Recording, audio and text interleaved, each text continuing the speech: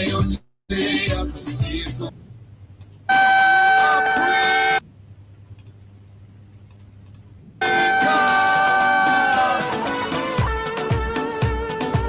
wakati wako.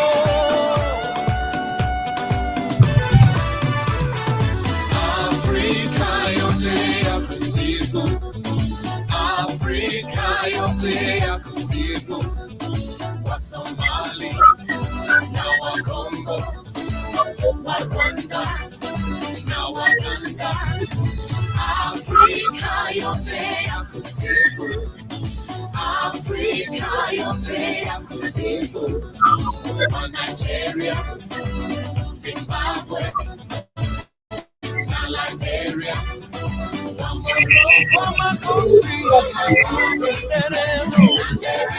kucheza na shangwe,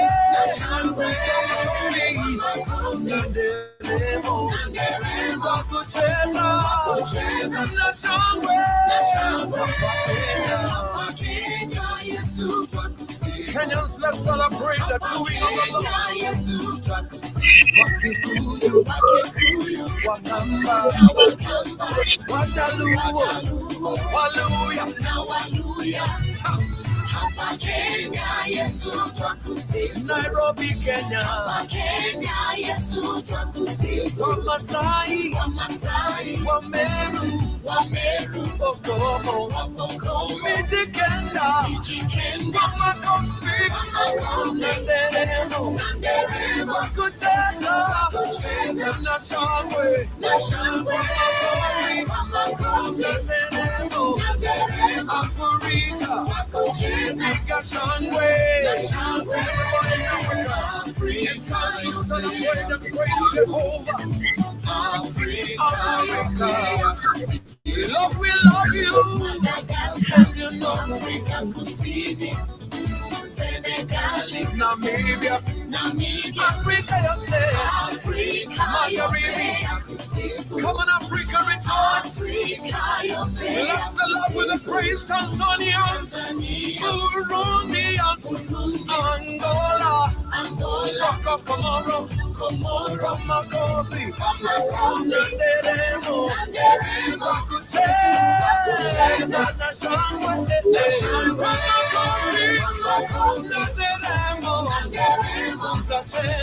kucheza shangwe. Kenya Yesu twakusifu, Nairobi, Mombasa,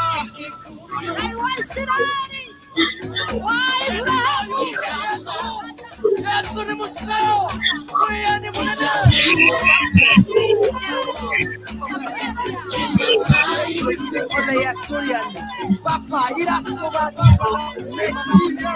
come on, Victorious, Kambas, Luas, and Messiahs, rejoice!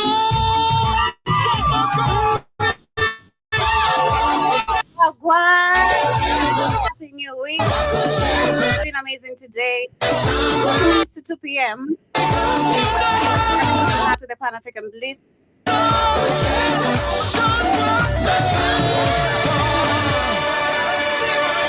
Karibuni sana. This is the Pan African Bliss, and that is one of the major amazing songs that actually, let's say, it's kind of religious, but actually unites the whole of the Africans. And I just woke up remembering some of the OG songs today that actually concern Africans, and this is one of them. This is actually done by some of the pastors actually writing the 254, but it's one of the major greatest songs that actually took the whole of Africa, I'd say generally. And for those who understand, especially Swahili, this united Congo, Tanzania, Rwanda, Tanzanians, Ugandans, literally as we rejoice and come together. And where I keep on saying, music is one of the weapons the Africans undermine, I'd say, because music is actually a very strong weapon when it comes to unity. You know, it unites everyone regardless of which tribe you come from, regardless of which country you come from in Africa. It actually puts us all together. But yes, karibuni sana. Hope you guys are doing great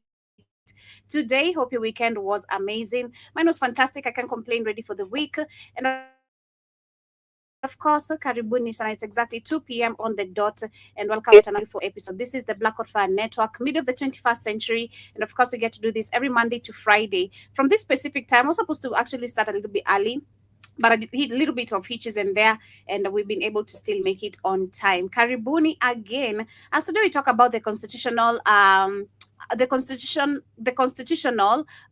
what did I really write? The constitutional being and African management of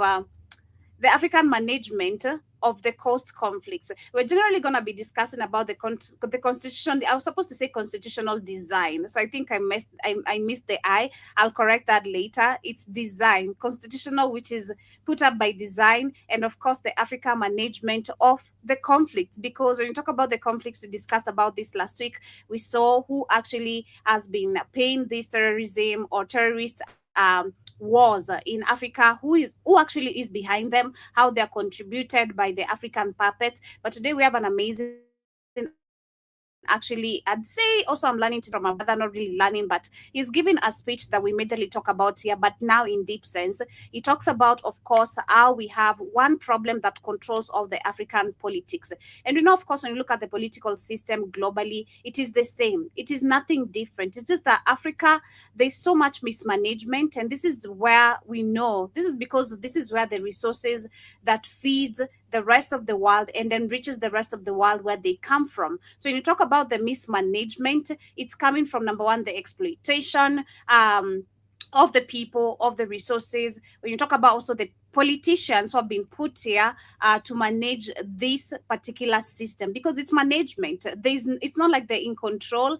Like you can see Ibrahim Traore, no, they're not in control. They can't even say anything or make any decisions without checking with the white men who are in control of these countries. So basically, that's what we're going to be focusing on today. But on our top conversations for today, we're going to be starting with, of course, some interesting conversation about agriculture. Of course, you guys know every Thursday I keep on talking about agriculture. So we're going to be looking at actually again another fact, how Africa could feed itself and export food if just 10% of the arable land were modernized. So we're going to be looking at this, how we can actually be able to do this, and why Africa is not doing this is a conversation I keep on having every Thursday and every single day as well. We're going to be talking about also Uganda introducing mandatory National Cleaning Day.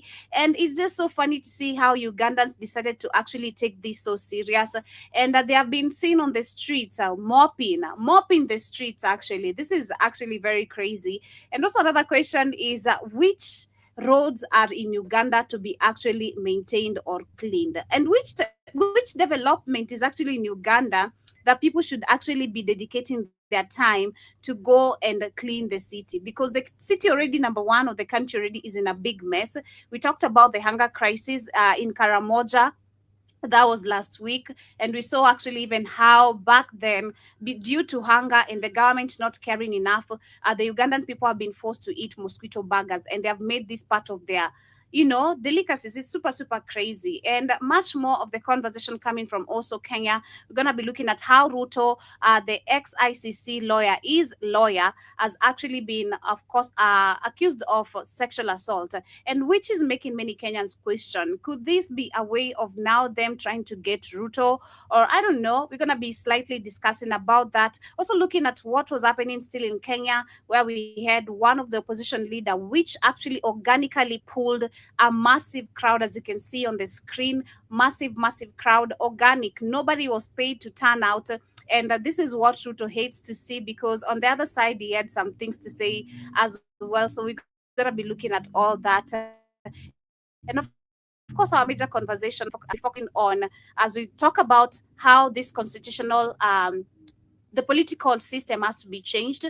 This is a debate, I'd say, we can see now many youths understanding that if we don't actually get rid of this system, we'll continue having the same jokes of politicians or leaders, and never development in any sort of way, because it is not designed for us to get any of that. So we have to scrap it all and hold everyone accountable. Shout out to this young guy. I really love him so much. He's a Kenyan.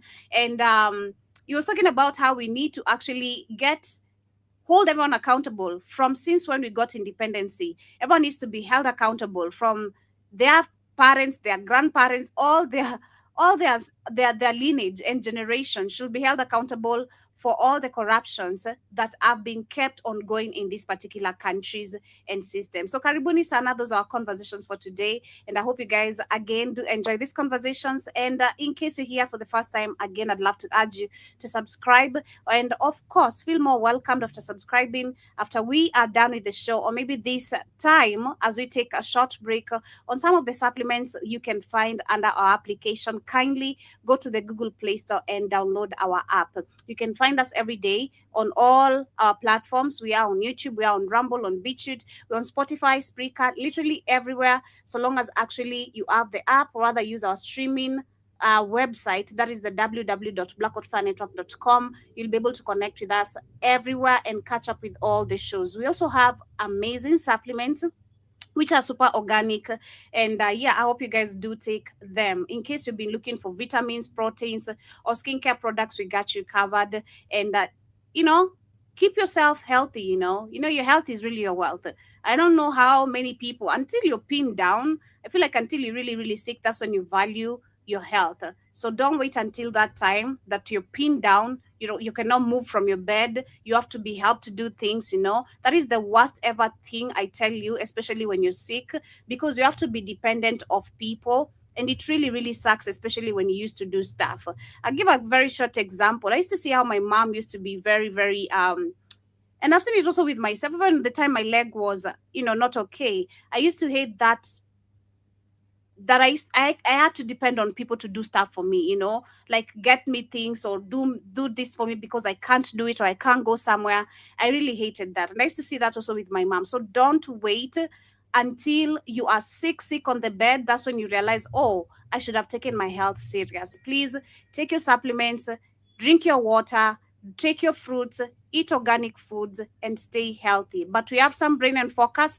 We say critical thinking has been lost, and this actually does Unlock help your you full potential boost with your Brain and focus. Focus, a powerful supplement designed to boost mental clarity, enhance memory, and sharpen concentration. Made from a blend of scientifically proven ingredients like ginkgo biloba, omega-3, and essential vitamins, Brain and Focus is crafted to fuel your mind. Our process ensures maximum potency and effectiveness, delivering the perfect balance of brain-boosting nutrients. Take just one capsule daily, as prescribed by your healthcare provider, and feel the difference. Whether it's powering through your workday or staying sharp in life's challenges, Brain and Focus keeps you at the top of your game. Stay sharp, stay focused, and stay ahead with Brain and Focus. Brain and Focus, fuel your mind, achieve more. Go get this product at blackhotfirenetwork.com at the Sports and Nutrition Store. And in case you have any questions or facing any difficulties, you can leave your questions or rather anything you'd love to ask or inquire under the same page, under the BHFN Sports page, where you can get these supplements. Once you have the application, of course, it will take you 3 minutes for you to sign in with your username or with your nickname, whatever you'd require or prefer. Just accept the terms and agreements. The first page you meet is the radio segment, where you can stay connected so long as you're doing your chores or rather at work. And so long as you're connected to the internet, we are always on air right here on Black Hot Fire Network. We bring you amazing conversations based on facts and, of course, amazing music. So, of course, I will start with today's conversation. We're going to start with, again, like I've been saying, I've been talking about agriculture. Recently, it's been part of my conversations every Thursday, Farm with Joby. And we've been learning so much for those who have been on these classes, right? We've been learning so much, taking so many notes. And I do wish, it's always been my wish, or I keep on saying it's my wish, actually. It's my wish. The fact that despite I've grown up in a family of farming, it's my wish to actually be, I wish to own a land, I wish to own a land, even just a piece of land. It doesn't have to be so big, just some piece of land where I can just use my backyard, at the back of my house and do my farming, because we especially as women, because I've actually broken so many cultural points which we see many Africans focusing on, and we shouldn't, right? We should not. We've seen so many women losing their lands to relatives or to extended relatives just because they are women and they cannot inherit land. It's something we've talked about. We've seen actually them. It's most of the women are the ones who are active on farming, but they only 15%. We were having that discussion some time back, if you guys can remember last year. It's only 15% of women who actually own land. 15% who own land under their names. So that is a big, big problem. And looking at farming, women are still the ones actually, let's say, still very much active in farming. Yes, men are, but I do feel like due to generational wealth being taken away from us, and since the colonial era, so many men also, they have lost their ancestral lands. So not so many people grow up with farming, just like the video we shared last week. The guy explained very well. He's not grown up in an ancestral land. He has not grown up farming, but due to information here and there, he, and of course having enough money, that is something else. He has been able to buy a land on lease, and he has started doing his business. It's not just farming, it's now a business. Now let's look at the facts, because we talk about Africa largely, how we've been affected when it comes to land, but we still have a big percentage of land. We talk about 65% arable land, right? Let's look at, maybe there could be changes. Let's look at today. What's the percentage of Africa arable land? Let's see. Yeah, okay. Yeah, 65%. 60 to 65, it's not changed. The continent holds roughly 60 to 65% of the world's remaining uncultivated and uncultivated global used arable land. Imagine 60 to 65, generally it's 65%. So the question is, why do we import food still? That is a big question. Why is Africa still dependent on the West, or countries that are actually trying to kill us, like Ibrahim Traore said it very clearly, to provide us food? Why won't we use our lands to actually create job opportunities and to start trading with each other as African countries, as a continent? Because when talking about 65%, that is of the continent, meaning every country has so much uncultivated land that we can use for different purposes. We should actually do research on which countries are good in producing what, which countries are good in producing what. And from there, this is where we cut the bullshit of these fake borders, open them, all of them, withdraw the visas like we've been seeing other countries doing so, and in a very quick way, which I actually love. But I always say, if the African Union, again, was a working organization, this is where, when one decision is made by one country, I'll always go for that. This is what you can see the Alliance Sahel state is doing. When one decision is made by one country, the rest follow. It's an agreement. It's not a one, or who is in, who is out, who is the most corrupt, who is not. No, it's a decision which should be made by the whole continent, because it favors the people of the continent and the continent itself. So we should cut the bullshit of the borders. Again, do research, have people who have information, who have studied about agriculture. Let's gather information and brains, see which country, this country can produce rice. If it's Tanzania, Kenya can produce maize. Okay, Rwanda can produce millet, then Uganda can produce bananas. Congo can produce cassava, let's say, then Republic of Congo can produce yams, and go on and on and on and on and on. Go to Ghana, they're producing coffee. Nigeria, they produce bushmeat, and so and I'm joking about it, right? But with that information gathered, we sit down on a board and we say, now we get rid of the borders, we get rid of the visas, And let's now create employment, because this is where you create now employment. You're creating serious employment. Gather a number of youths, again, those maybe who are a little bit informed and would love to get into this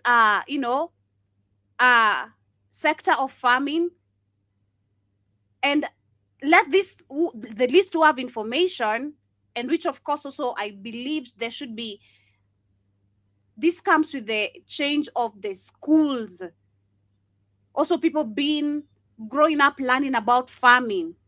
That is the only way we can be able to move forward, and generations will catch up understanding, hey, we live in a country that is active in this and this and this, and then we start trading. So if Tanzanians don't have maize and I don't have rice, they give me rice, I give them maize. Of course, I'm going to have a big portion of what remains in the country, and they'll have enough, because it's not going to be just Kenya producing maize. I bet probably even maybe Congo or Rwanda, since we eat ugali everywhere, bet there's a supply of maize. Or whatever you use to cook ugali. If it's yams, there are people who use cassava, like Nigerians, for ugali. So it's a big question and very worrying, why Africa every day we should be very concerned about ourselves, how we have this much percentage of land and we still import food. And what even export, even when you talk about exporting, it's sad to see that we're exporting some of the when we're talking about the market, when we've been talking about the market when it comes to farming, this is something that should be tappable here. It should be tappable, if there's such a term. The market should be able to be tapped here in the continent. African farmers should be able to make money here. But because we've been importing and exporting, we will never understand the value we bring and being taken away. So yes, Africa could feed itself and export food. Could feed itself and export food if just 10% of the arable land were modernized. Africa has the natural resources to become one of the world's leading food producers. The continent is home to around 60% of the world's uncultivated arable land, and yet much of it's farmed using traditional methods with limited access to modern irrigation, machinery, improved seeds, storage, and infrastructure. Experts estimate that if just 10% of Africa's arable land were modernized, food production could increase dramatically, enough to feed the continent's growing population while creating a surplus for export. This would strengthen the security, of course, food security, generate millions of jobs, like I said, and boost rural incomes, exactly, to those farmers, and position Africa as a major player in the global agricultural market. So the question is, why do we fail to do so? Goes back to, again, the designed constitution, the designed system, and Africa management of its resources and the coast conflicts. The designed system, it has been designed from the word go, because I always say, I wish we could see and go back to the papers. What was the agreement? Because like we learned recently, based on these papers that were signed by these puppets, the first so-called presidents of African countries, we saw Kenya recently that we're still paying pensions. So this means this was part of the deal of our freedom, that we're going to continue paying pension. So what many other more agreements were part of us being given freedom is something that actually we need to think about. As a continent, what was actually given away, or we have to keep on giving till to date, and so on, if we don't fight this system for the sake of our freedom. Those papers is something you need to actually see what was in them. If only we could get a leak or see. We saw in Kenya, even the political system, how it's been set up. It's only been 2 tribes ruling this country. Shout out to Katie. She's the one who revealed that paper when it leaked. That apparently, under the agreement of the so-called freedom or independency, it was agreed that only 2 tribes shall rule this country, the Kikuyus and the Kalenjin. And it's been how many years of independence? And it's been the same way how it was allegedly written in the papers. So what was the cost of freedom? That is actually the real question. What was the cost of freedom, and how are we still paying it till to date? Because when you talk about agriculture, for me, it seems it's one of the cost of the freedom that we had to give up. We had to give up farming. We had to give up our lands, which of course, even some we didn't give up. They were forcefully taken away from us, still being taken away from us by the same managers of these countries, the puppets, the presidents, because all they're doing is just managing. They're not controlling anything. They don't have power to. That's why they want Ibrahim so gone, because he's showing what freedom should feel like, how freedom should look like. You can make decisions by yourself, on yourself, with your people included. Not this inclusivity of the bullshit of democracy, yet the people are never included. Not the fake democracy term. Because the fake democracy has been selling us the inclusivity, but we're never included in decision making. So that's why we go back again. Were the people included in these signed papers for us to be given, to get freedom for the cost of what we're suffering till to date? Because this is one of it. Resources is another thing. What else? We had to keep up with the religion. We had to keep up with the schools, the prisons, the hospitals. A designed system that does not work for the people. It doesn't work for us. And Africans, men, this is why we've been denied education. Because this is really, really deep. This is very, very deep. Every time you should snap you. There's a lady who was saying, I'm going to share a video. She was talking about slavery in America. She was saying that for her, she feels slavery in America was just 250 years ago, not 400 years ago. And I'll share her point. But exactly, when you talk about, I don't know, independency, or we're celebrating 60 years, I don't know how many, this shit is so recent. It needs to, if you are given real information and education, we need to be, our heads need to be snapping every single time when we're trying to sleep, and why people are trying to convince us to be our friends or cooperate and collaborate with our political system. Because this is why they have been able to capture us. I love the video I have because it explains it so well, how they structured this system in a, it's everything. There's yes, religion, tribalism, education, there's a lot. And all those weapons have worked so well. And where they captured us actually very, very well was 2, which they still control us: education and religion. Because when you don't know anything, you can't question anything. When you're not given the real information, and the same enemy comes and lies to you, you're not going to see anything wrong, because you've been fed the wrong information from the word go. Again, shout out to Keith. How do you unlie? How do you unlearn a lie? It's crazy. And just to go through the comments, again, let's see what people actually are saying. Someone says we don't need universities education to know this reality. That is so true, but again, we do. I do agree with that comment, but again, we do. One thing that also Africans, and I feel like I love the fact that I talk about it, because I barely hear many people talking about it from my perspective. Generally, I've never had anyone trying to explain deeper the way I do, actually, and I'm gonna brag about it, because I feel like people, again, critical thinking is not critically thinking. You know, yes, we do need universities, primaries, high schools, education to know this reality. We do, because again, we're talking to a population or generation of people who do not understand history.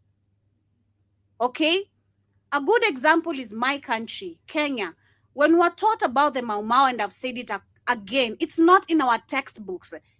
It's not in our textbooks why we were fighting the Mau Mau. Why the Mau Mau were fighting for freedom. What freedom? Because on the other hand, understand, we're being told and sold the missionary bullshit. So you want to tell me, and this is why actually now when the white people justify Mau Mau as terrorists or rebel groups, it works in their favor. Because on the other hand, if we're being sold, these people came as missionaries, they helped us, or they helped us, like they keep on bragging, oh, without them, we should be thankful because they brought us kingdoms, empires.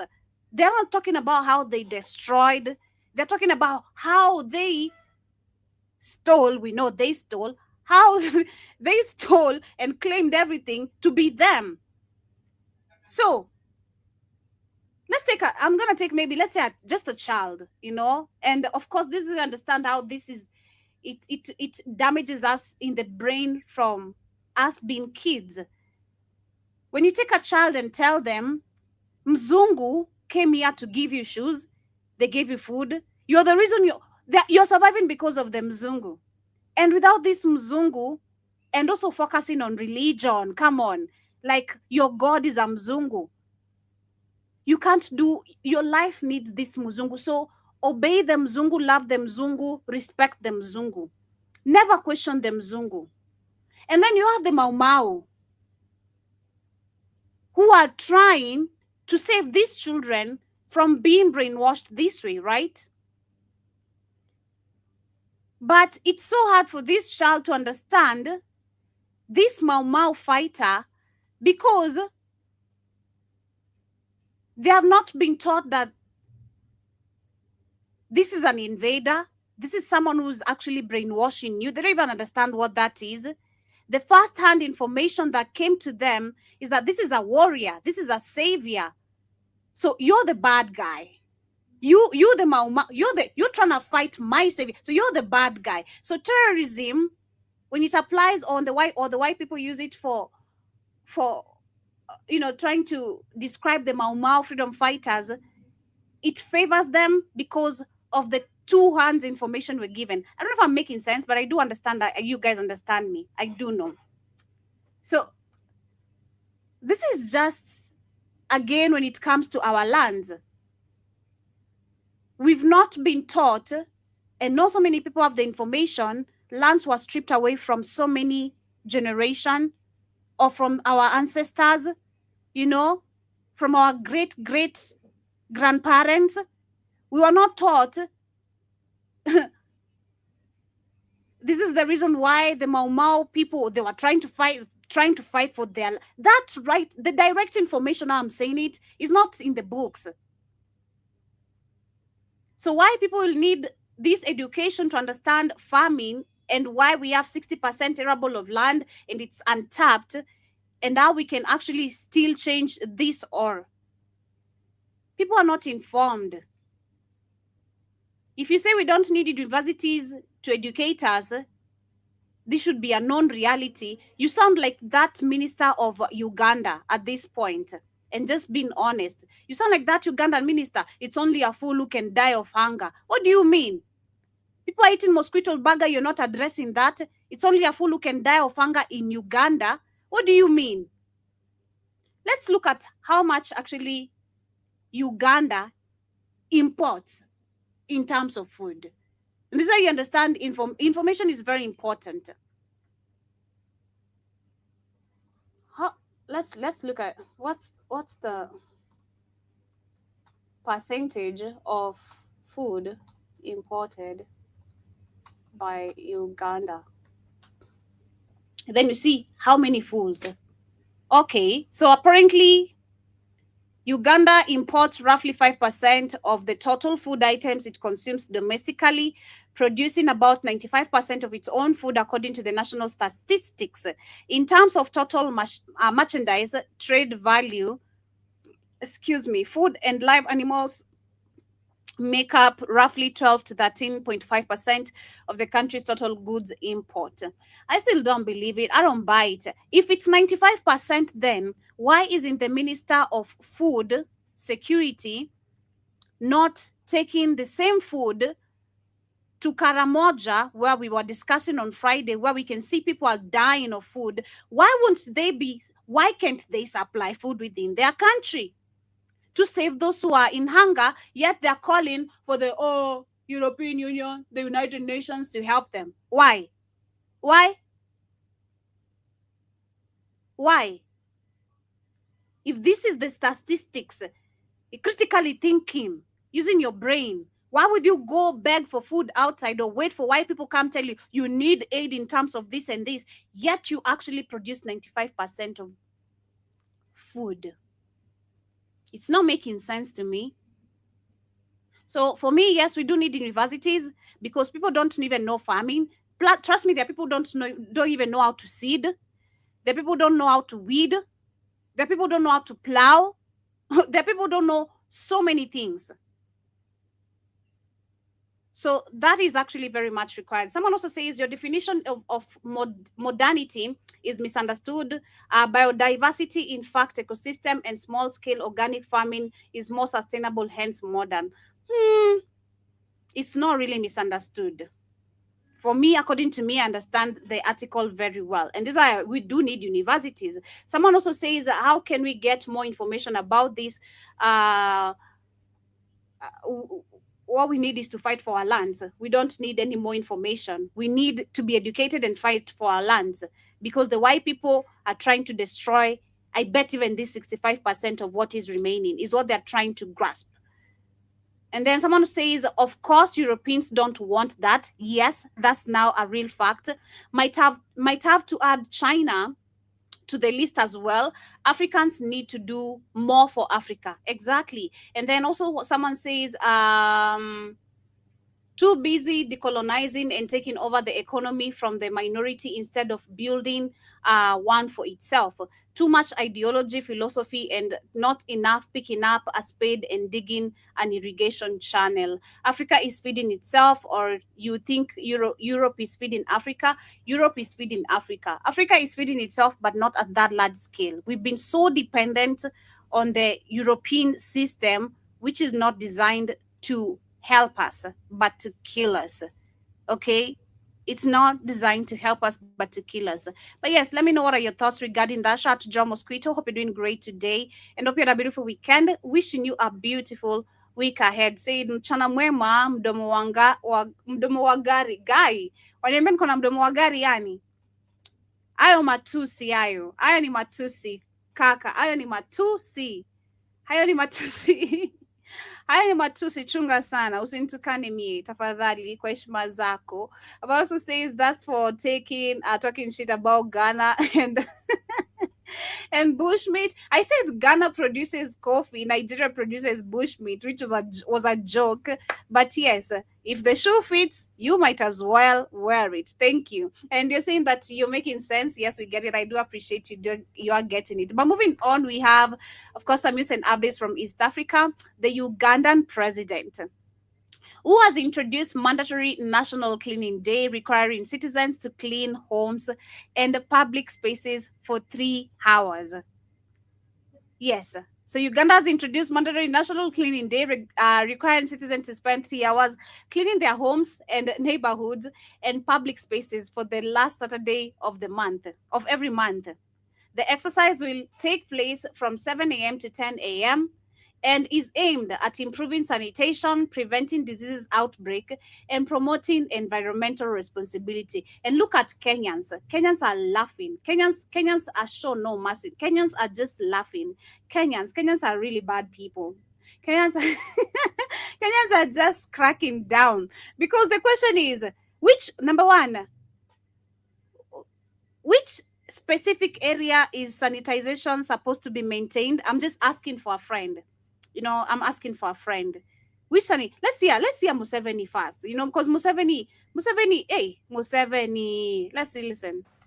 Reminds all members of the public And he's that the National Cleaning Day will be observed tomorrow, Saturday, 25th July 2026, from 7 a.m. to 10 a.m. across the country. I don't know whether you guys are supporting this, but for me, this cleaning exercise that's supposed to take place tomorrow doesn't make sense to me. Because first and foremost, Kampala does not need cleaning. Cleaning cannot help Kampala. The level at which Kampala is in right now, cleaning cannot save it. Thank you. Exactly. Because what are we cleaning, number one? What? I'm asking for a friend. What?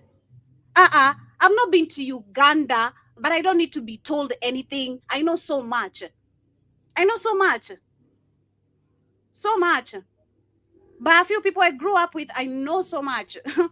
So much. And I see so much on the internet. So which part of Uganda? I'm asking for a friend. Of course, there's pretty places in Uganda, but just like Kenya and many African countries, these are rich people estates, right?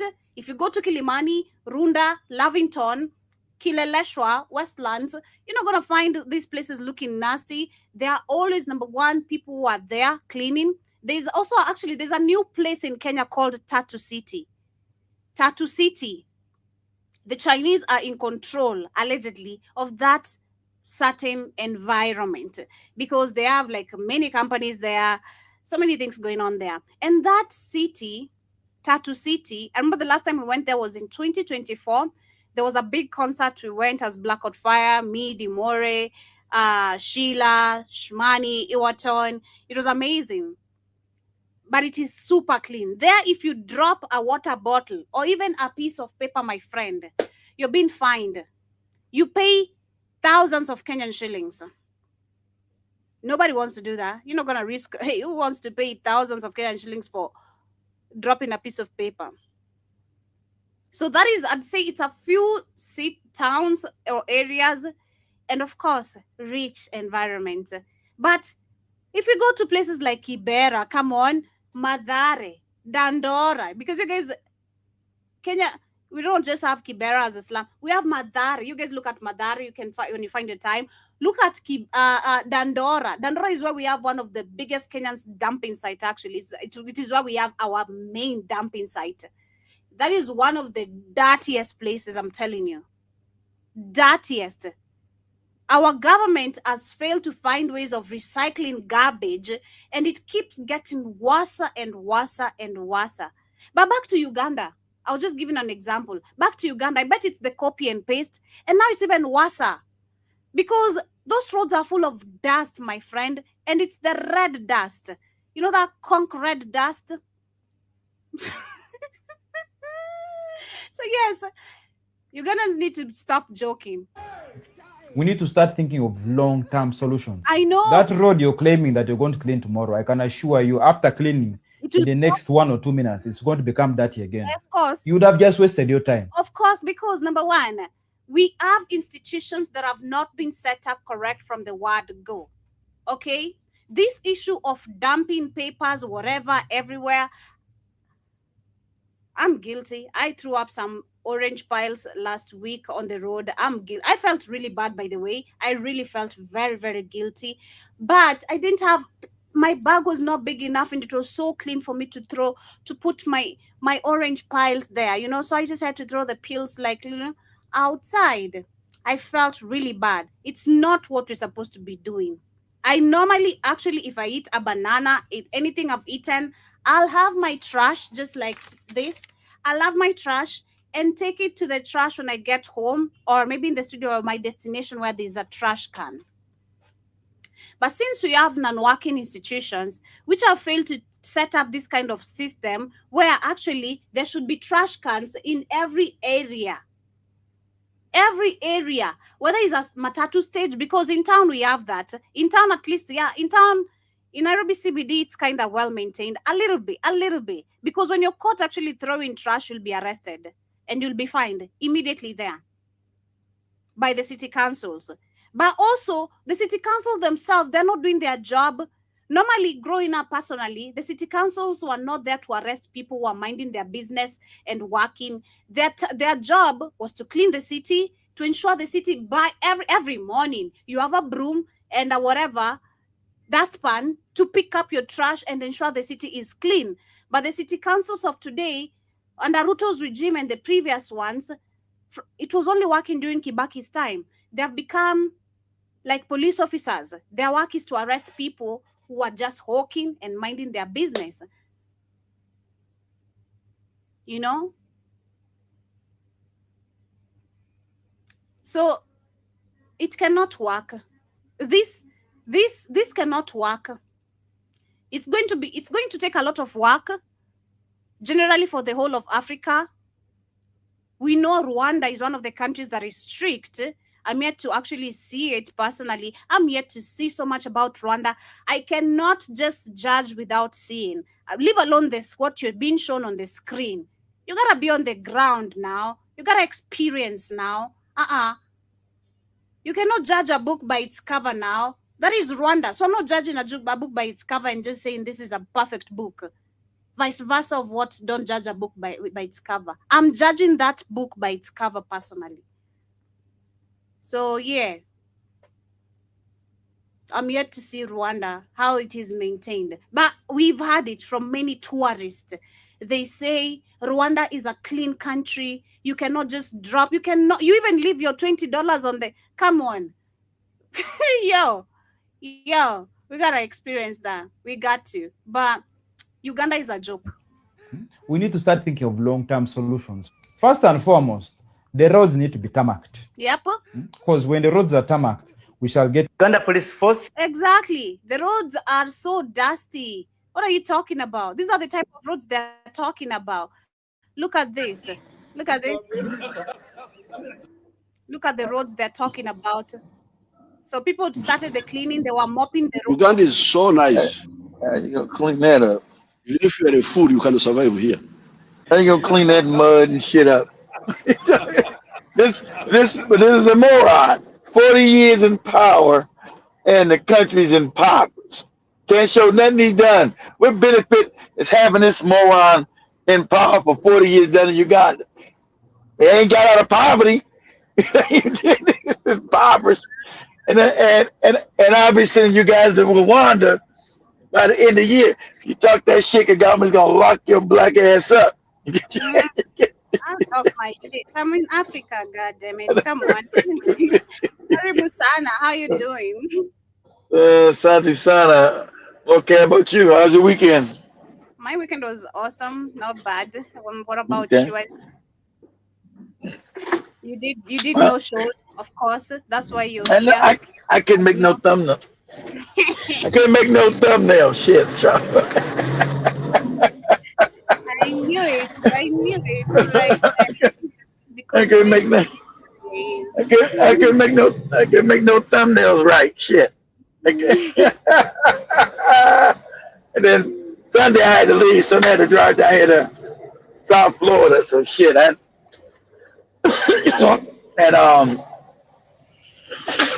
it's storming like shit out here, boys. I wonder if there's a hurricane off the coast. Damn. It's storming like shit down here.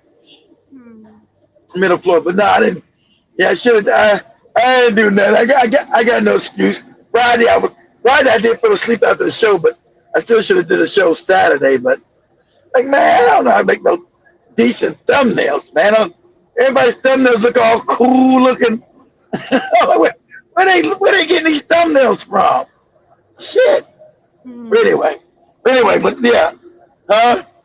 Anyway, yeah, Karibu. So yeah, we're talking about Uganda. We're just discussing a bit of the cleaning and talking about the institutions, how they have been set up from the word go. These roads, or people cannot even maintain cleanliness because from the word go, you never set up any working institution or system. So No. people just throw trash everywhere, dust everywhere. Everyone who eats whatever, they throw it everywhere. And let me ask that question, because I think Nigeria's one of the worst. What's with Africans that you guys don't throw shit in trash? Why is it trash every fucking where? How do you live in it? How do you? I was going to ask this question. How do Africans just live in fields like that? It be trash. It ain't Kenya. It's Africa. Just throw shit on the ground. Be a bunch of garbage every fucking where. I'm like, God damn. Don't somebody just? I mean, God damn. Like, who wants to live in this trash? Have you guys seen fucking Legos? I'm gonna just put a video up on TikTok. Say Legos now because of the rain that just happened, the flooding. I mean, it's the government's fault, but it's also the people's fault. I mean, because they still shit in the street openly in Legos. It stinks. God damn, it's just filthy. It's like filthy behavior. So during the rains, all that garbage and trash and shit. And you got motherfuckers in Legos with Bentleys, Rolls-Royce. You can't have Bentleys and Rolls-Royce, moron, if you got fucked up infrastructure. Reason why they work in Europe, Asia, and America, because they built the infrastructure. Africa, you built no fucking viable infrastructure. You want to be driving a Rolls-Royce in the fucking middle of that shit like that? Like Nigeria was muddy, rainy, and trash every fucking way. Like, you out of your... It's like, what's wrong with the African mind? Are you fucking retarded?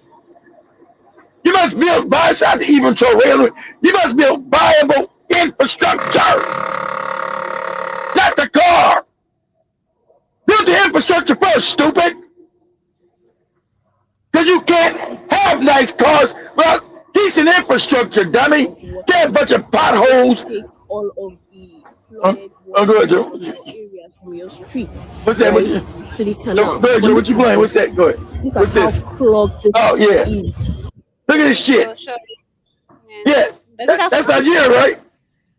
Yeah. Let me correct my sound. I don't think it has sound. Let me correct. Yeah, that's Nigeria. No, that sound. It has sound. It has sound. I was like, look, and them as politics. That's how fucked up the African man. How the fuck can you walk around and shit like this? You're a laughing stock on the planet. That's why they call you stupid. Why people don't respect your stupid ass. Why they call you low IQs. Who fucking lives like this? And you're supposed to be an African giant. Are you out of your fucking mind? African giant, my ass. Because that's the worst fucking country on in Africa. That fucking backward ass failed state. I tried counting at one point. Imagine what that smell like. Piss, shit. Push the dirt away, and so that diseases will not get flooded or will not get clogged more, right? But you're trying to push the dirt. It's going to cause another havoc somewhere. This is also the failure of creating industrial or manufacturing. As a failure. But the African mindset, I'll go pray to Jesus. I go pray to prayer. Like, see, that's why I got to pray, because shit work. Shit like that right there. The government's supposed to say, hey, we got to take immediate countrywide action. This got to be fixed now. This is our number one priority, because this causes diseases. This makes us laughing stocks on the planet, and this is unsafe. It's got to be addressed now. Don't need no more goofy speeches. It's got to be addressed. It's got to be fixed within the fucking month. So you have people out there cleaning that trash up, building systems that, like Joe said, institute systems that actually work to get shit up. That's why Nigeria's a failed state. It's a failed state and ran by morons. It's a failed state. The electricity don't work. You got fucking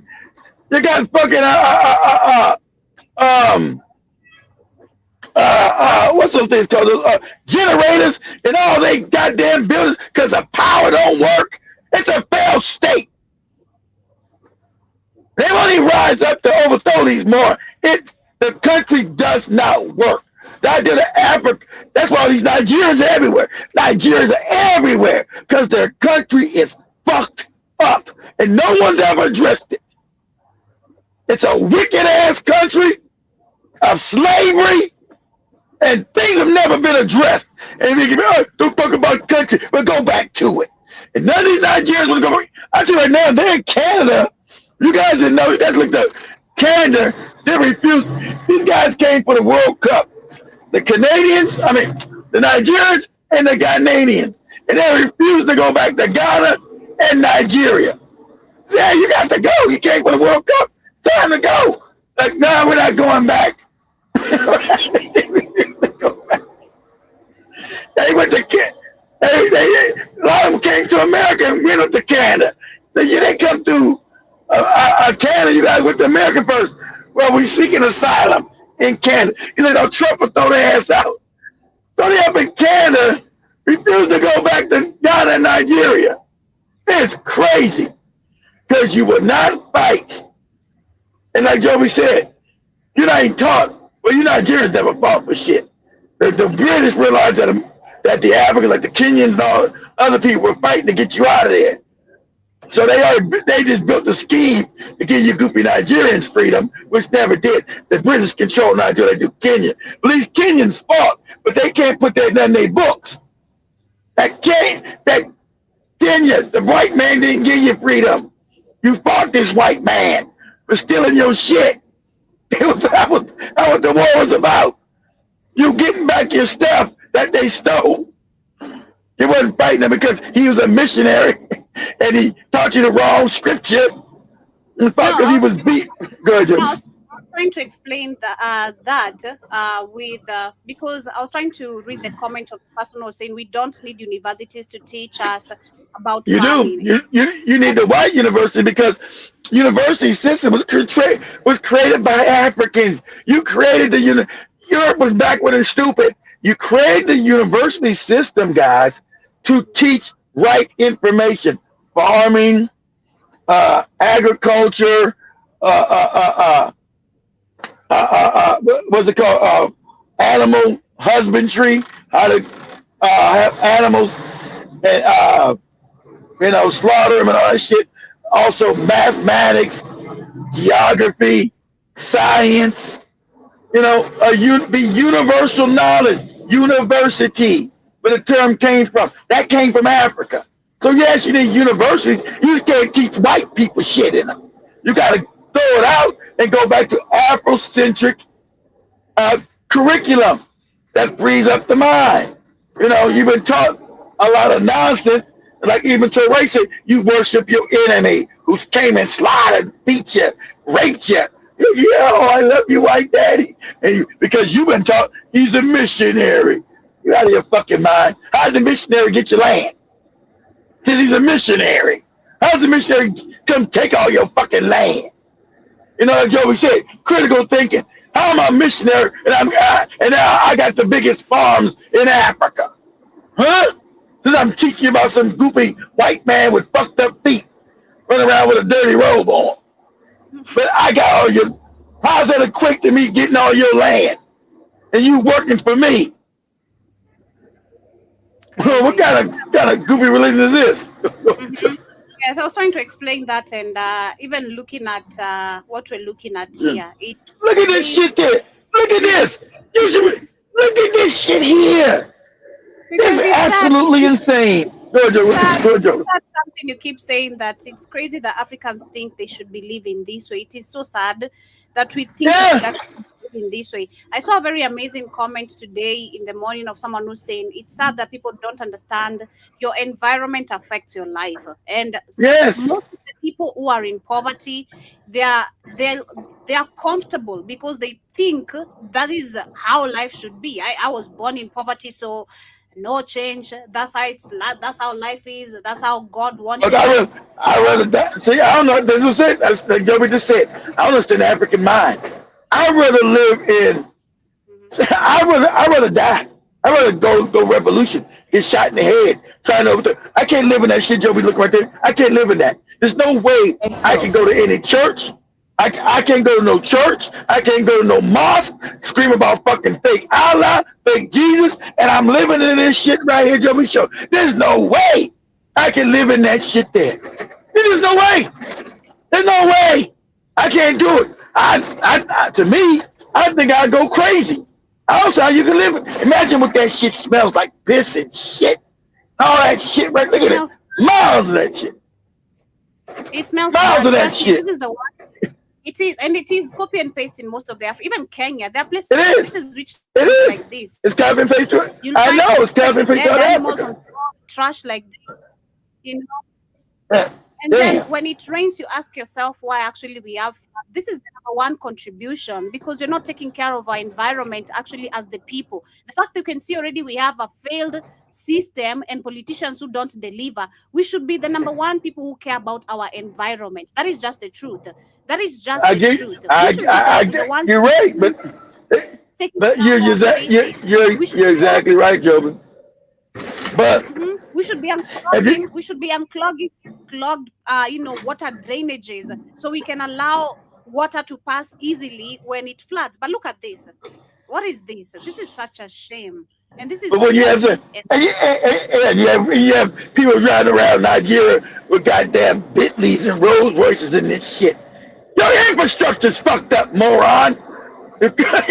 So, but this is the thing of not having self-worth, Joe. You don't care about, because the white man gave that. White man told you you wasn't shit, and you have not come to terms with that programming. So you believe in that shit. So you believe you're supposed to live in shit like this. Like Joey said, this copy and paste. This is all around black Africa. It ain't in the Arab countries. This is black Africa. Where their minds are fucked up. They believe they're not supposed to have shit. They believe they're supposed to be poor. They believe they ain't shit. Let some white man come and say, okay, I'm the white man. I come to save you backward ass niggas. Well, let me show you niggas start cleaning that up now. And don't throw trash and shit on the ground when shit looks like that. You're not smart enough to realize you don't throw trash in your environment. I mean, don't do it. I'm the white man. Let me show you not to do it. Okay, white daddy. You're right. You're closer to Jesus. I didn't know not to throw trash and shit in my own environment. Where it looks all like I ain't know not to doo-doo in the street. So imagine all this water and shit and pissing all that shit. That shit cholera, that shit's disease ridden. But as a government, as a man, since the men run all of Africa, women sure don't. You would think common sense, critical thinking. You know, guys, you come to go and say, guys, this is bad. We got to go to Lagos. We must clean this up immediately. This destroys our reputation on the world stage as a goddamn civilized people. Civilized. So we must immediately get a task for no speeches. Anybody do a speech, I'm locking your ass up. Go get some shovels and some trash cans and some trash bags. We're going to be out there for a month cleaning all this shit up, and there will be recycling plants built. So in 2 months, you should have all that shit done. Not no speech. A speech, I'm locking you up. See, that's what I'm talking about. Like even so, shit don't work. And these African man is a failure. It's a failure. Because when you got your people living this kind of shit, and you don't have no concern, you're fucked up in the head. There's no way I can have my people living no shit like that and go to sleep at night, lay my head down, and wear a fucking thick ass God I'm worshiping. Allah, the northern part of Nigeria is that Allah bullshit. The southern part is that Jesus shit. So either one of these group of religions ain't stopped that. Why isn't Allah taught you to clean up that shit right there? Why isn't Jesus? Jesus can't even walk in that with his fucked up feet. His feet will be full of doo-doo. So what are you gonna do? You know, come on. As adults. And this is why whenever you go, you African leaders, when you go to the UN, you know, you get these people walk out, they don't listen to you, they know you're puppetly stupid. And look at this. You think you will get tired of everybody making jokes about the African continent? Because there's going to be some white people filming, going down to make money for YouTube. They go, look at this shit with these goofy niggas. Hey, look at this. Why they supposed to be look at this trash. So they can get poverty porn money. Look at this trash. All these backward ass niggas. Look at this shit here. They can't even clean up shit like this. What's wrong with their brains? Look at that. Supposed to be some African. Oh, you got money? Yeah, here you go, you dirty nigga. Take the dollar. Take a couple dollars, you dirty, filthy nigga. Look how Look how impoverished they live. Look at the savagery. I'm just saying what they gonna do. But you would think when you see that it's about like even about your dignity. Dang, do you got any dignity as a man? What will you not do for your own dignity and your people's dignity globally? You can't go. Another thing, you goopy Africans, you can't leave your continent and expect some people to respect you when the shit looks like that. They don't. They won't. They don't and they won't. So, but you have these goopy Nigerians talk about their fake Jesus, their fake white man. Okay, can you take your fake Jesus, your fake white man, clean all that shit up then, please? So you don't make black people look fucked up. Because look, we get judged, whether you guys know it or not, all black people get judged by this. We're not from Nigeria, but we all get judged by this shit here. The world looks at us as black people. Hate to tell you that. You can be Ghana, Kenya. I'm in America. The world looks at me with that shit there because I'm African. Hate to tell you that. It's not right. It's not right. But that's the way the world works. Because the world looks at white people as one white people. All the white people's countries are all developed. France, England, America, Australia, Germany, Switzerland, and all these nigger countries are all fucked up and underdeveloped and got trash and shit. That's all I get. So the funny part about it, 50 years ago, we didn't have no Africans in the country because that was white man. There wasn't no African people, just us, right? So the funny part, I hear the African, oh, you call African booty scratchers. But it was the black American that was called the African booty scratcher by white people. Because we had no Africans in here. We had us black Americans, African Americans here. So we were called the black booty scratchers. And Joey said, what's a black booty scratcher? A black booty scratcher means this, Joey. That shit right there, that filth, that garbage. That's what it means. Africa's full of people in poverty and garbage. And like even Tiani said the same thing. If you guys look, you guys will get a speech by Tiani. We're wealthy. How are we all impoverished? Exactly. Like Joey said in the beginning. How's Africa people poor? You live on the richest continent on the planet. Everybody's taking from everybody's fueling their whole life from African people. What's going on? Good. Let me share this video of this brother who is breaking down so many points about how Africa suffers the same problem politically because of tribalism, religion, how this system, of course, is set up by design. But before I actually share that one, which brought me to this conversation, let me share this one of this Kenyan who said it very well. Let me share this. Just a minute. Share this video. As we approach 2027, even 2021, one, the only way Kenya will see a better tomorrow is if we make changes in our leadership systems. This must ensure that all the previous people who are directly or indirectly involved in economic crimes and crimes against humanity running the past 60 years are severely held accountable. Yes, so since the fake independence, anyone who has been in this system should be held accountable. No excuse. All of them should be held accountable because they have managed, like I'm using the right term, they have managed to keep this system running under their so-called bosses or elites. Not unless this regime is replaced by an equivalent system which strictly upholds the rule of law. For more than 60 years now, the structure of Kenyan governance has been filled with nothing but cons and colonial puppets who have perpetrated endless injustices against the people. I told the Africans understand, especially the Kenyans. That's right. He knows it. So if I say it, people get mad. Like, Cameron, you can't say that. Moron, don't blame me because you're stupid. He tell you the truth. You've been the colonial puppets have ruled African countries. These are facts. I didn't do it. I'm just explaining to you what happened. Don't get mad at me. But go ahead, Joe. Just because they prefer living lavish. Kusema Ruto must go is the main objective means that you're limiting the struggle to only one man, which is completely pointless because Kenya. That's what I told Joey. I said he understands it. I told him. Yes, I said Joey, don't make the difference. You can't put, yes, I think I would, the shag woman. No!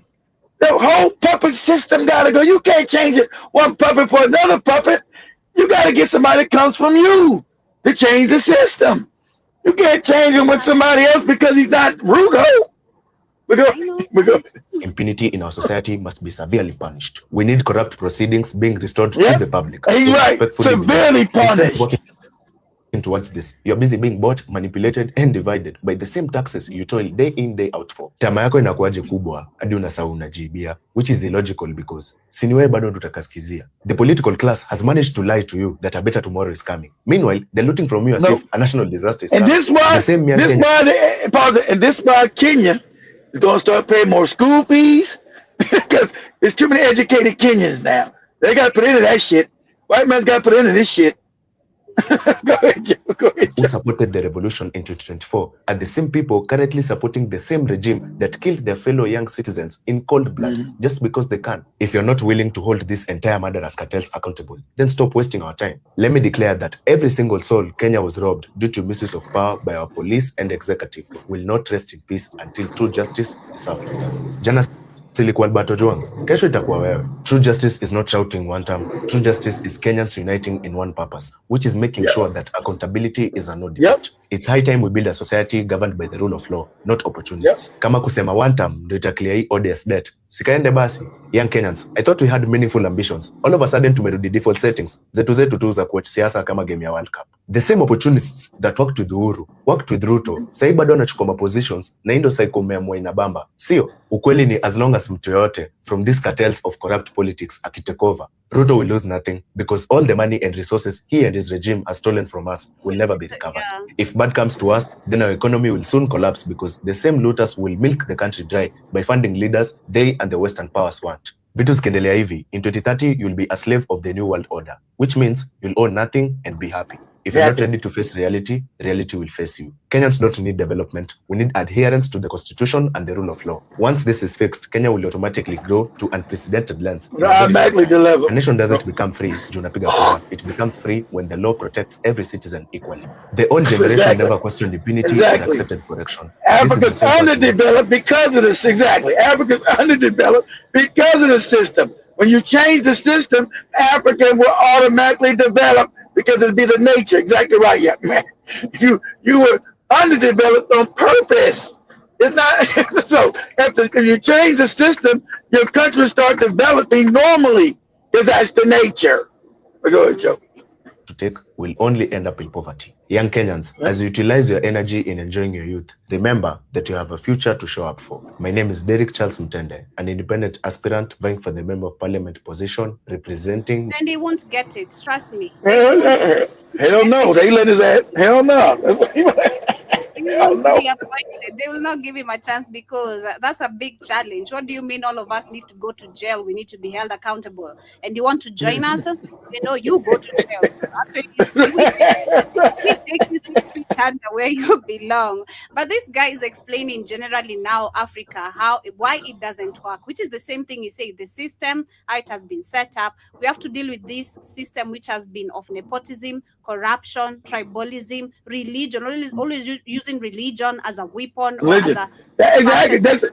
And what Joe was saying is true. That's why even to Ray told you about the religion. And all the religious people go, oh, we're going to get rid of you, church. You understand? The fake white Arab.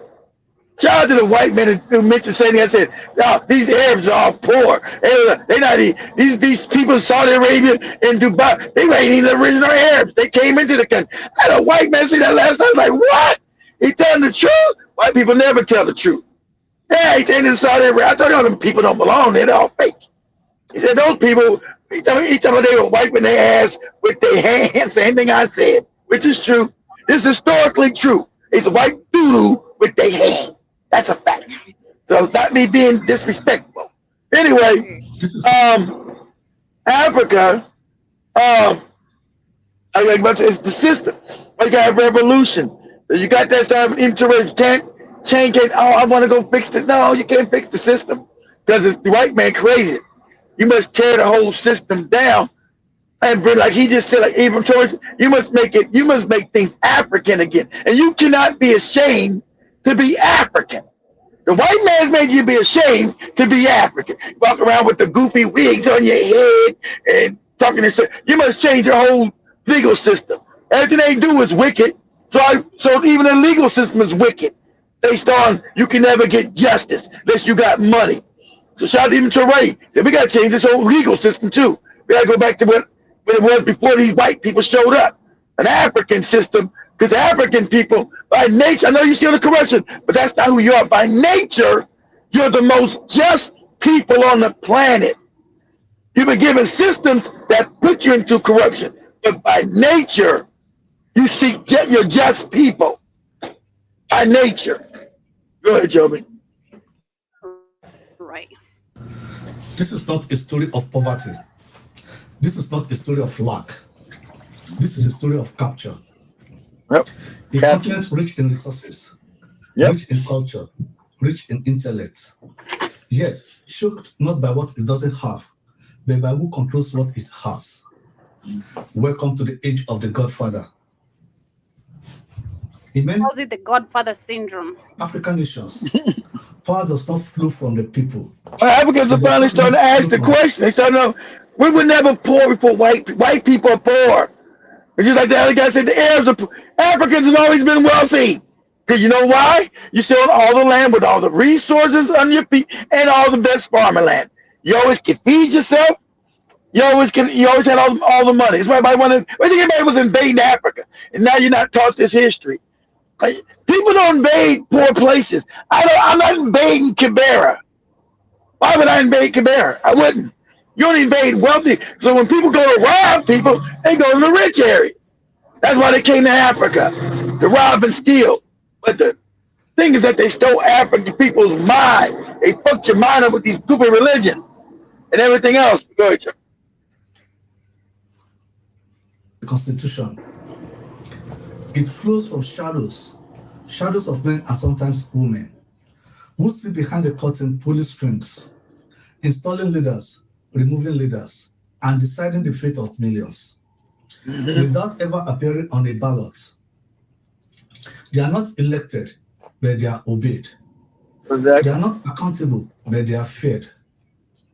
They are the architects of a silent system, a system where loyalty is currency and competence is a liability. This is the Godfather syndrome. Imagine a nation as a ship. The people are the passengers. The economy is the engine. The government is the crew. But the captain is not the one holding the wheel. The real captain is someone hidden below deck whispering orders, threatening mutiny, and ensuring that the ship never strays from its personal map, even if it sails straight into a storm. That's the white people. That's the reality of many African states today. In this system, elections become ceremonies, not choices. Ballot boxes become ritual objects, not instruments of change. And leadership becomes a dead ode not to the people, but to the Godfather who founded the rise. And when a leader owes a seat to a Godfather, it does not govern with vision, it governs with fear. Fear of dismissing the hand that placed him there, fear of losing protection, and fear of exposure. So instead of serving the nation, it services the network. This is why roads are built halfway. This is why hospitals are without equipment. This is why schools produce graduates without skills. Wow, that's crazy. Because the goal is not development. The goal is maintenance. Maintain the loyalty, maintain the control, maintain the flow of resources, upwards, not outwards. Exactly. That was the right people. Godfatherism is not just corruption. It is not just nepotism. It is a parallel government. A government that does not appear in law, but overrides it. A government that does not speak publicly, but is always heard. A government that does not campaign, but always wins. And here is the most dangerous part. This system does not just live in politics. It is reinforced by tribe. It is justified by religion. It is defended by party loyalists. It becomes a culture, a way of thinking. And pause it.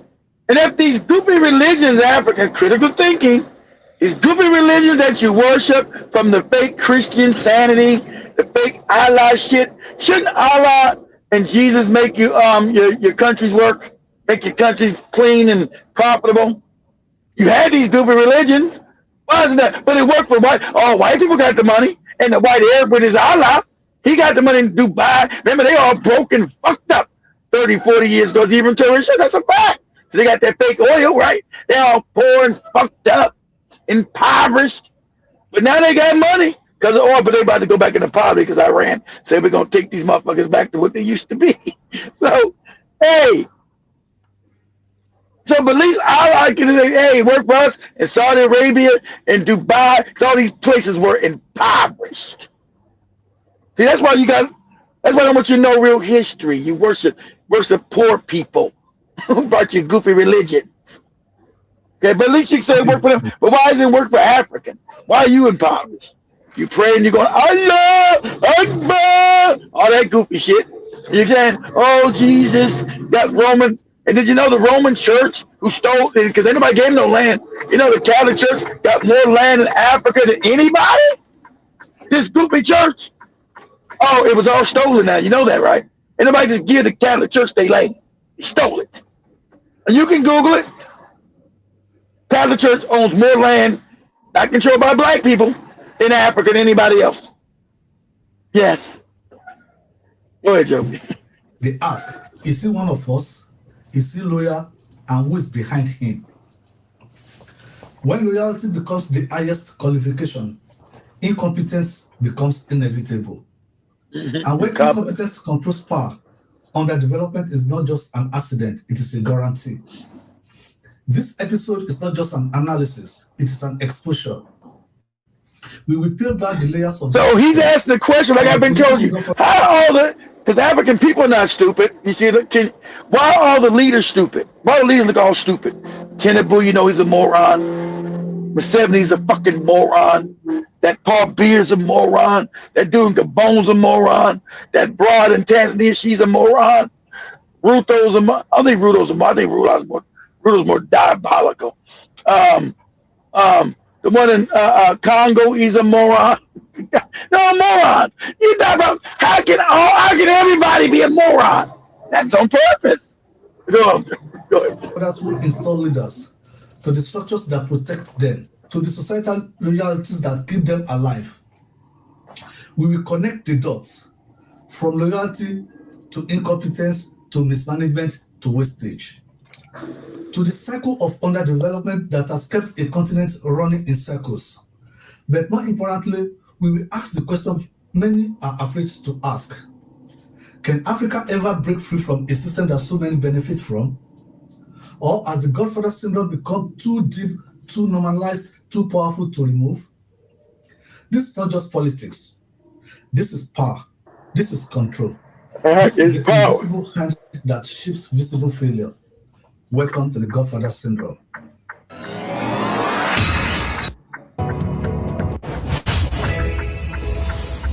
How shadows rise, they control the tide. And this is Strength of Africa TV, where truth meets courage, where the past is reawakened and the future of the motherland is reclaimed. Today's episode is titled The Godfather Syndrome: How Loyalty Overrides Leadership in Africa. Let's start with the origin and evolution of Godfatherism in Africa. How this system was built and normalized. Every system, no matter how corrupt, has an origin story. Godfatherism did not fall from the sky. It was not born overnight. It was built step by step, decade by decade, crisis by crisis. To understand the Godfather, you must first understand the vacuum. When many African nations emerged from colonial rule, they inherited states but not strong institutions. They inherited flags but not functional systems. Exactly. That's why I go back to what was in those papers that these idiots, signed. That's where we go back to history being very important. What these idiots signed where we're paying pensions, we're importing food, our lands are are controlled, our resources are continuously being renewed, the deals are being renewed. What was it? What was the cost of freedom? That's the question, and I believe that is what he's trying to actually understand here too. They inherited power, but not the discipline to manage it. So, what happens when structures are weak? Power does not disappear, it relocates. It moves from institutions to individuals. Instead of strong parliaments, you had strong men. Instead of independent systems, you had dependent networks. Instead of rule of law, you had rule of access. Access to who? Access to the one who controls the door. This is where the first Godfather were born. Not always as villains, but as fixers. Men who could navigate chaos. Men who could fund campaigns. Men who could mobilize ethnic or religious bases. Men who could get things done when the systems could not. And when a system fails, people begin to trust those who can bypass it. But here's the shift. The moment where survival turned into control, the fixer became the kingmaker. No longer satisfied with influence, they began to install leaders, handpicked, hand-funded, hand-controlled. Not because they were the best, but because they were the most loyal. And it does not end at the top. Power is not just about who becomes president. It's about who fills the rooms around him. Cabinets are not always built for competence. They are assembled for comfort. Ministers are not always selected for their understanding of policy, but for their history of loyalty. Technocrats who should be the brains of government are sometimes reduced to decoration. Favoritism becomes the filter. Nepotism becomes the criteria. A brother-in-law becomes an advisor. A long-time ally becomes a minister. A party loyalist with limited experience becomes the architect of national policy. And just like that, the system is not just controlled at the top. It is replicated across every layer. In countries like Nigeria, the term godfatherism became not just a concept, but a political reality. Powerful figures behind the scenes openly determined who contested, who won, and who was removed.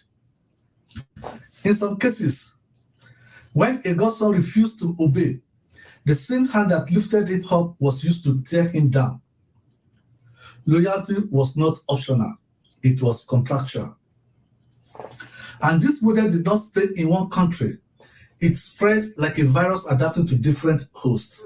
In Kenya, political dynasty began to shape power structures, where family names carried more weight than policy ideas.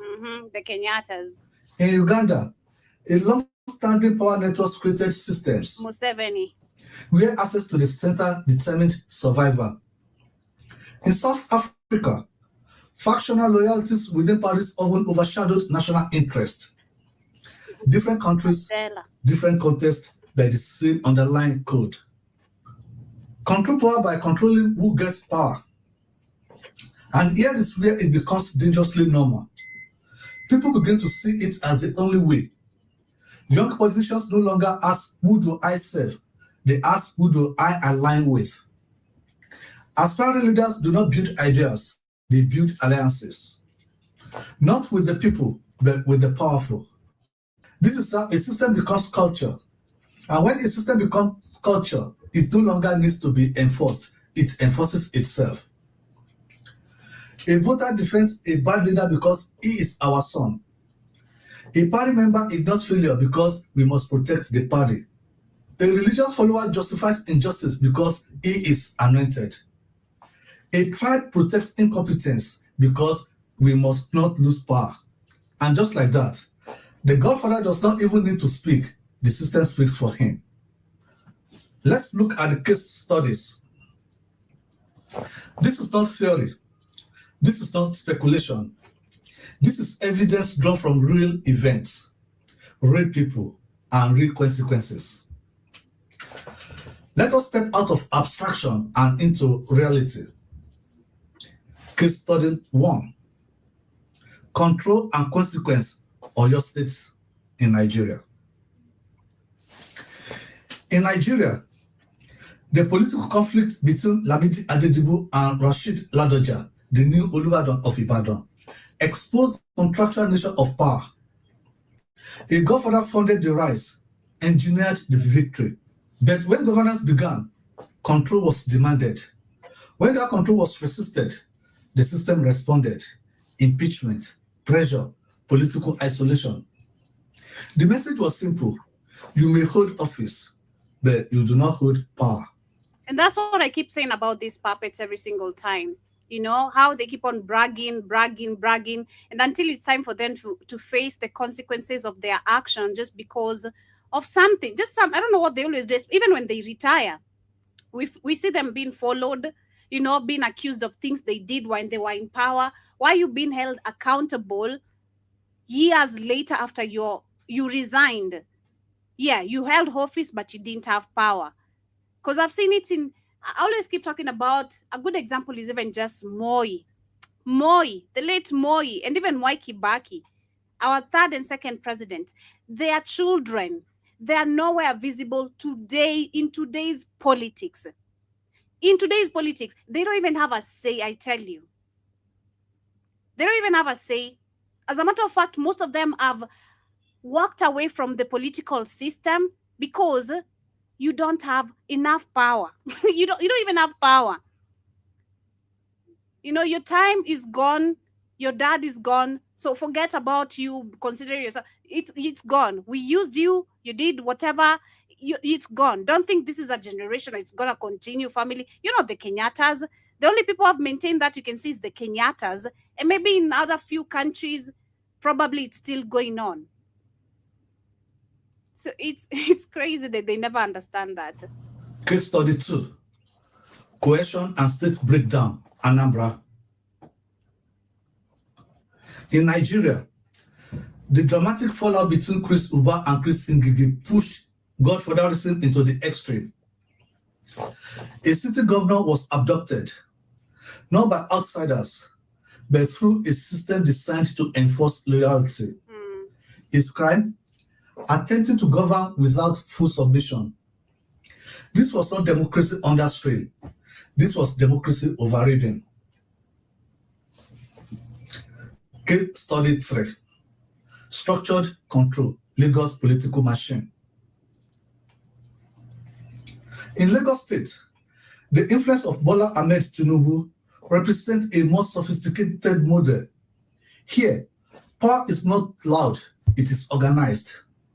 Candidates do not just emerge, they are filtered through structure. Governorship aspirants are aligned with a political framework that defines viability. Over time, multiple leaders are racing through this system with expectations of continuity.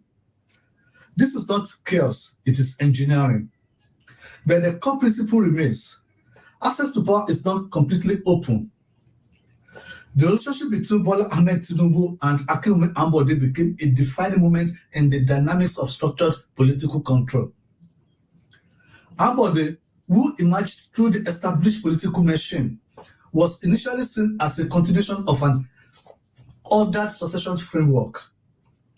However, as his administration progressed, signs of policy independence and a perceived deviation from expected political alignments began to create frictions within the power that facilitated its rise. The turning point came ahead of the party primaries, where the support of the established political network shifted away from Ambode. In an unprecedented move for an incumbent governor in the state, he failed to secure the party's nomination for a second term, effectively ending his re-election bid. This episode underscored a critical reality within such systems. Performance in office does not always guarantee political continuity.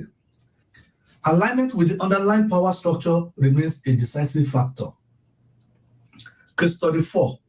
Dynastic dominance, Kwara's political structure. In Kwara State, The legacy of Olusola Saraki demonstrated how godfatherism can evolve into a political dynasty. For years, political success was closely tied to a single power structure. Endorsement became electability. The system was so deep that it functioned as a political empire, where loyalty outweighed independence. But eventually, the structure faced resistance. A reminder that no system, no matter how entrenched, is beyond challenge. Case 35, Power After Power, Rivers State Dynamics. In Rivers State, the political influence of Nyesom Wike shows the next phase of godfatherism. This is not just about installation, it's about control after exit. Structures are built not just to win power, but to retain influence beyond office. Succession becomes strategic. The key question is not just who can govern, but who can be trusted to protect the network. Exactly. And when that trust is uncertain, tension emerges. This is modern godfatherism, post-power dominance. Case 36, structural variance across Africa. This system is not isolated. In Kenya, political legacies linked to figures like Jomo Kenyatta and Daniel Arap Moi shaped long-term access to power. In South Africa, the period associated with Jacob Zuma exposed network-driven influence over state structures. Different countries, different expressions, but the same core idea. Exactly. Same structures. The bullshit we've been told, oh, we're different. We're not different. Same bullshit. South Africans. Same bullshit. You idiots. Anyway, a lack of education is really bad. Power is not always where it appears. Hold on, Cordy. Calm down. Lack of education Now, is bad. a look at the chains of allegiance. How tribe, religion, and party loyalty sustain the Godfather system. Power does not survive on force alone. It survives on belief. The Godfather does not rule with an army. He rules with an allegiance. Allegiance that is emotional, not rational. Allegiance that is inherited, not questioned. If godfatherism is the engine, then tribe, religion, and party loyalty are the fuel. Remove them, and the system stalls. Feed them, and the system thrives. Let us begin with tribe. Tribe, in its purest form, is identity. It is history. It is belonging. But in the hands of politics, it becomes a weapon. In many African states, elections are not contests of idea. They are censuses of identity. Who has the numbers? Who controls the largest ethnic base? That's what is happening in Kenya currently. They're trying to fuel tribalism. Who can mobilize our people? Exactly. Imagine a hospital where doctors are not hired based on skill, but based on surname. Will you trust the surgery? Or will you trust that? Now, imagine a nation where leaders are selected not because they are capable, but because they belong. That is the reality. When tribe becomes the lens, competence becomes invisible. A bad leader from our side is still preferred to a good leader from the other side. And this is where the Godfather smiles, because a divided people are easy to control. Now, religion. Religion is meant to guide morality, to hold power accountable, to speak truth to authority. But in many cases, it has been reversed. It now protects power instead of questioning it. When a political figure is wrapped in spiritual language, criticism becomes blasphemy. Touch not the anointed. He is chosen. God installed him. And just like that, accountability dies in the name of faith. In some instances, religious leaders themselves become power brokers, endorsing candidates, mobilizing followers, and negotiating political influence. Not always for the people, but sometimes for access. When the pulpit and the podium begin to speak the same language, the line between spiritual guidance and political manipulation disappears. And again, the Godfather does not need to campaign. The altar does it for him. Now the party. Political parties are meant to be vehicles of ideas, platforms for policy, instruments for democracy. But in the Godfather system, they become private clubs.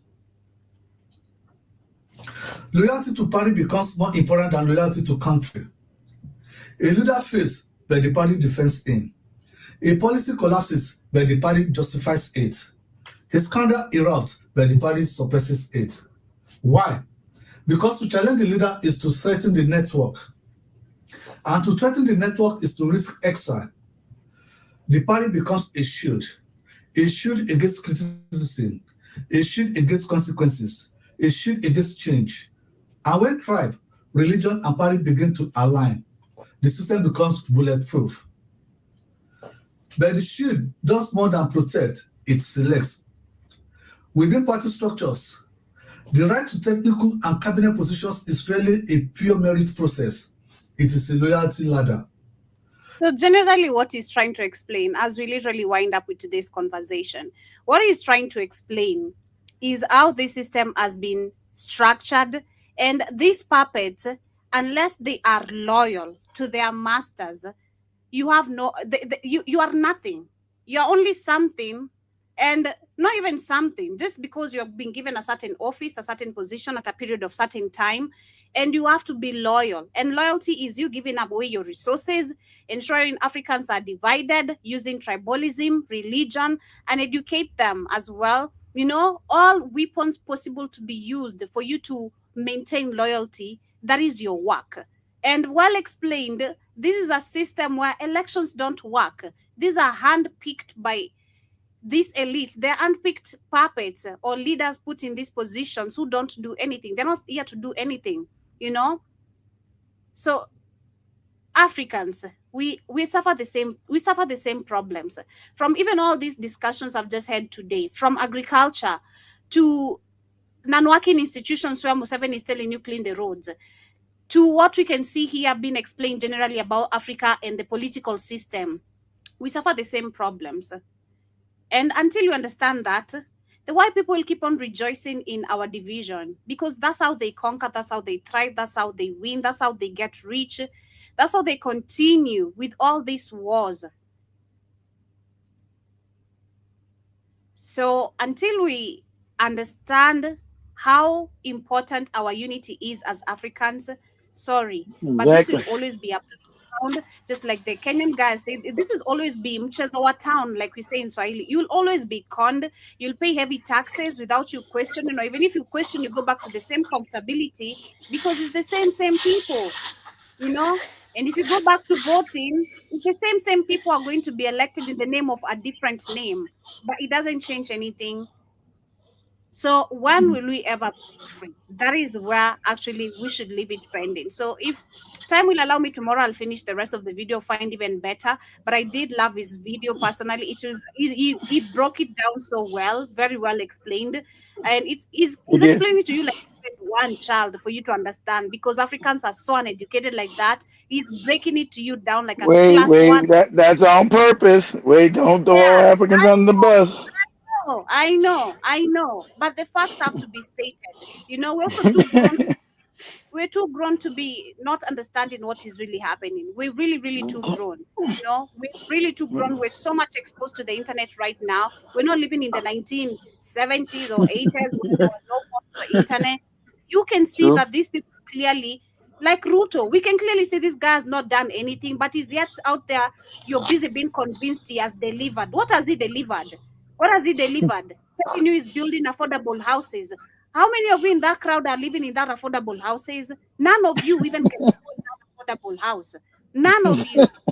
That you have someone lying to you how they want to build a Singapore. Please wake up. Stop being stupid. Stop being dumb. We're too grown. And sadly, if we can't understand we're too grown, the fact that we are adults, we're grown, and we've been played, we need to understand we've been played and accept it. And now what's the way forward? You know, since we know the truth, what's the way forward? Then we'll keep on demonstrating. One time, which will not change anything. Sorry. True. So, yeah. As we wind up, Shatu Mosquito, thank you for joining me this morning. I see you're saying that I just saw the same thing in Ghana. Yeah, it's the same copy and paste of when it floods, it's the same shit.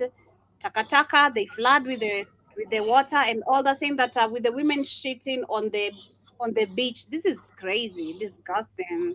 And the government is saying that there are people pleading Who, with the government wait, to do something. who's sitting on the beach?